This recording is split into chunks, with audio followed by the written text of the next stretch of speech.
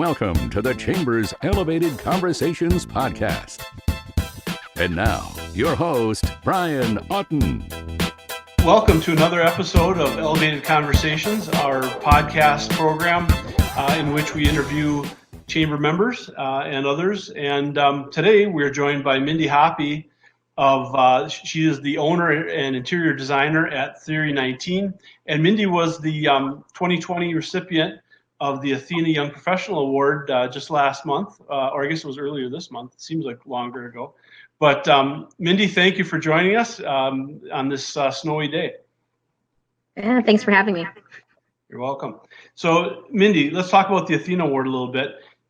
As the recipient of that award, you probably heard from a lot of clients, coworkers, people that you work with, friends, family, that sort of thing. What's one of the nicest compliments or nicest things you've heard over the last couple of weeks since you received that award?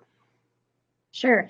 Yeah, we had a lot of family and friends really just send out emails and just congratulations, and definitely past clients, and knowing that a lot of those efforts that I've done has been, really nice, has been shining through. But a lot of the thank you notes as well, but just a lot of flowers being sent to the house.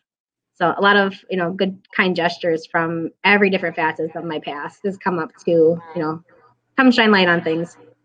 Cool. And Mindy, the physical award itself, it's a pretty cool award. It kind of has a unique look to it. Where did you find a home for that? Currently it's sitting on my mobile desk, which is my dining room table at home, but I'm redoing my office, so it'll have a nice place on a shelf, in the office itself. Cool. Well, the thing I didn't mention at the opening of this episode is my name is Brian Otten. I'm the marketing manager at the Chamber. I'm filling in as the host today for Dave Ekman, who was unable to make it, and so this is kind of fun for me to get to be in his seat as the host of Elevated Conversations. Mindy, one area that, and I've gotten to interview you a couple of times over the years for the Athena Awards, and one area that I know you've been very active is in mentoring, particularly with students that are part of the design school down at the University of Wisconsin-Stevens Point. Can you tell me a little bit about why you got involved in terms of helping those students, and what you've gotten out of it, and what it is that motivates you to be involved in such a big way? Yeah, I think the biggest reason why I decided to do a lot of mentoring of students through the interior architecture program is coming out of college, I didn't have a lot of mentorship, and I think I could have been more advanced in my career if I would have had someone to, rely on or ask questions. So having a lot of the students that come in, they're just learning for education and inspiration and guidance on where they want to go in their field once they graduate, because there's such a vast variety in our field. So a lot of things that I enjoy, getting to know the kids coming that are going to be graduating in the near future is that the advancement in technology, from when I had graduated in 2007 to when they're doing it now, there's such a wide variety. So I do learn a lot more with the technology and the programs that are going to be kind of leading our field in the near future. So it's very inspirational that way, but also knowing that I'm helping them grow their base foundation. So hopefully that they feel more confident when they're A, applying for jobs, B, what can they look for, and be confident knowing what those fields entail. So I'm just hoping that we can, really set their base foundation so they can stand firmly when they kind of go out to the field, if it's in a local community or if they want to go to Chicago or Minneapolis. But we're hoping that we can still attract and or retain a lot of the talent local, because there is a lot of great things for our community. Cool. I mean, that's really a great effort that you've put forth. The Chamber is involved with a program called The Branch, which brings in students from a number of colleges and universities around the region, and part of my role is to go into the colleges and speak to the students, and I always enjoy that. And you're exactly right. The need to sort of interact with these students, while they're still in the phase of sort of deciding where it is that they want to live and work is important, because there's a lot of great aspects to staying right here in central Wisconsin and making a career for yourself. Let's talk about your business a little bit more. How has COVID-19 impacted Theory 19? In the last 6 or 8 months? We are very fortunate that we're extremely busy. We have a wait list and kind of a backlog of clients that still want to work with us. And the nice thing is that we do a lot of things virtually, so we don't have to necessarily be in the home and things of that. And if we do, we, of course, take precautions. I think the biggest thing that has probably affected us the most is the timeliness of product that we can actually get in. Things getting out of stock. I know people have, or other manufacturers have reduced workforce. So the turnover of the product that normally would take 2 to 3 weeks is probably taking at least 4 to 6. So the delay of projects from start to completion might take longer. And I know a lot of times that we deal with the immediate gratification of people in the community that they're so used to getting things quickly. So it's just being really open and honest with them, from the start to finish, knowing there is delays or shipments delayed, but knowing that we're doing the best we can, from that standpoint. So overall, I think our industry is very strong, and we're just coming up with new creative ways to work with clients and other businesses too, on how we can, gain product and, plan accordingly with our contractors as well. And you're talking about the availability of some supplies. Is there anything that, for whatever reason, is much harder to find now than before the pandemic started? I think like furniture that we purchased, sometimes it's a 6 to 8 week lead time. Now it's 8 to 12.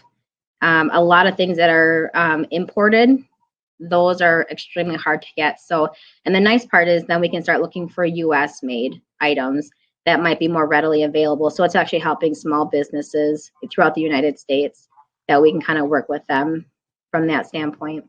So, and it varies, really, who's making what components and where they're shipping to another factory. So it really varies, from there, but I guess any lead time generally will be extending at least 3 or 4 weeks, depending if it's stocked or, where that is. Okay.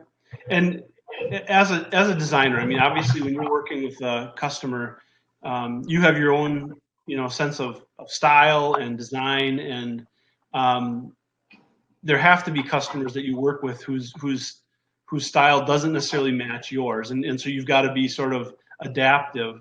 I went to college for graphic design, and that was when I was designing ads, it was sort of the same thing. I mean, you'd have people ask for things that myself, I just, it was, you had to sort of stretch yourself in order to sort of see things through their eyes. I guess, how do you deal with that? I mean, do you try to sort of exert some influence, or do you just go along and the customer's always right? I guess, what's your philosophy when it comes to that? Sure. And there's some other designers that I'm really close with. Like Lada Zhang from Environments, her and I have an in-depth conversation about this often enough between commercial and residential. And we truly believe that we have to be chameleons.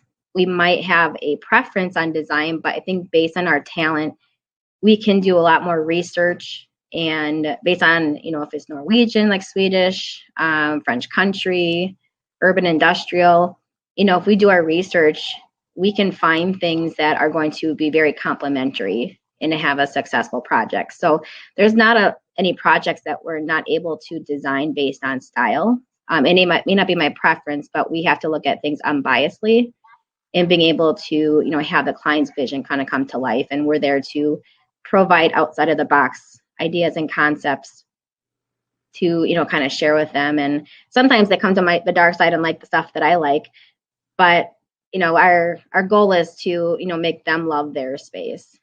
I guess it's a nice thing that we don't all have to like the same thing, because if we did that, then it would be kind of boring at that point. Yeah, absolutely.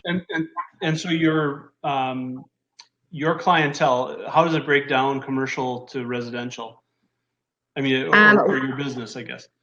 Sure. Yeah, we still do at least 90% residential, but our commercial projects are, can be really large scale. So I'm working on a multi-million-dollar memory care over in the Fox Valley area, and you can only take on so many projects being a small business.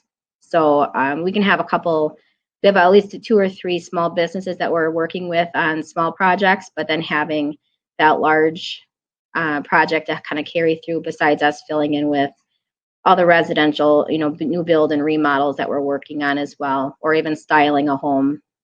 So it's nice that we have a wide variety. So it definitely keeps work very interesting for us. And how big is your staff at Theory 19? So there's myself, and then I have Carolyn Haneke, who's our interior designer, and then we have Andrew Klock as an intern who's been with me for about 1.5 years, and then we have one more intern starting, and then in December. So we've had a lot more interns this year due to COVID. So normally I have 1 during the summer, but I've had 4 now this year. So just being fortunate, we do have plenty of work to do, but also to gain experience for the kids that do need to, graduate in spring, and this is part of their requirements. HGTV. I'm sure HGTV has made your job very difficult in that, they make everything look like so easy and cheap and simple, and there's usually a lot more to that. What program that's on HGTV or whatever, a program about interior design, home renovation, all that stuff, what's the one program that you actually enjoy? Do you enjoy any of them? Yeah, we just recently got rid of DirecTV, so now I can't watch it, but I'm big on House Hunters. I always like that. Or, we've actually, Carol and I both met the Property Brothers 2 years ago, and they are very tall. I'm very short next to them, but the nicest people. So I do like the Property Brothers. So I find a lot of value, even Love It or List It. I love the bantering. So, and the Love It or List It part is actually more of a true transition, I think, with some of the projects that we've been working on recently. Is that, my Greenberry project, and he wasn't sure if he was going to love his house or sell it because his boys were leaving, and we came in and did a light remodel, and he loves it, and he's not moving. He doesn't plan on moving. So we run into those situations, and even the part where the Love It or List It is, the realtor and the homeowner, or the designer working with the homeowners that have different tastes and styles, different personalities. We run into that all the time, and I don't mind being the middle person. And so that's the part where it's fun to bring in both of their flavors and styles of, what their likes and dislikes are, and bring those together, and hoping that we do a really good job and can make it more, balanced and harmonious, I think, in that aspect. Cool. Well, I'm going to wrap up with a few rapid fire questions for you here, Mindy, okay? Sure. All right. I want to hear. Everybody, when they're growing up, everybody has a number of nicknames. What was your favorite nickname? I'm glad you asked me my favorite one, not the most embarrassing one. No, I'm not going to ask about that. I just want to, if you had a favorite one, and I guess not everybody has a favorite one, but. Yeah, no, I have one. There's a couple. One, my sisters call me Hollywood because I'm always dressed up for family events. But the other one it's Triplet. So, because I am a triplet, which a lot of people don't know that. So, a lot of my friends just call me Triplet, kind of coming up. I think my high school best friend gave that to me back when, and, people still that one will come up every once in a while from my past. So, and I know we've talked about the fact that you're a triplet in the past during those Athena interviews. Tell me, or remind me, I guess, your 2 sisters, what careers did they go into? Mandy works for an insurance company, so she does more special investigation. And then Megan went into was more like marketing as well. So now she works for a title company up in Merrill. Okay, cool. So very much people orientated. Yeah, but interesting that the 3 completely, mostly different kind of fields, though. That's interesting. Sure. How about when you were a kid? What was your dream job? I wanted to be a beautician. Okay. My mom's like, well, no, we can strive for something more. And I think over time, I didn't realize what I wanted to do. And all I know is I used to look through the home interior magazines my mom had laying around. And I don't think she liked this, but I did move the furniture on her in the house all the time because I liked the effect and the flow of the house that made it feel differently. And Sure. Even rearranging my room, didn't know really what I was doing, but I always pulled stuff together. And, and even for me to find this field, I kind of always thought it was like online dating. I took a survey and you paid like $17.95 and they asked you very specific questions about yourself. And the only answer they told me I was good at was interior design. So I'm like, yeah, it's like online dating. And I absolutely love it. I don't feel like I go to work every day. I have fun. I meet amazing people. We have great people to work with. Even our contractors are amazing. So best $18 I ever spent. Cool. And my kids, particularly my son, was big into Legos, as a kid. My daughter had dollhouse. Did you have those things? Did you sort of exercise those interior design skills at a young age, redecorating your Barbie house or building with Legos or anything like that? Yeah, both of them. Not so much probably the Legos, because I think I got frustrated because I never have enough of the right colors to stack them properly. But yeah, Barbies and, hanging out with my sisters, growing up, we all three shared a room. So, we'd have Barbies in, like a city, that you had to walk through so you didn't step on anything, hopefully. But it was fun. We enjoyed it. Yeah. All right. Well, thanks, Mindy. We appreciate you, jumping in as a guest here on Elevated Conversations in our podcast. And congratulations again on the Athena Young Professional Award. That's a big deal. So congratulations, and I hope that's something you can display proudly.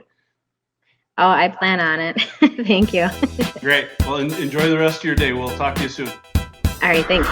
This podcast episode is a production of the Greater Wausau Chamber of Commerce.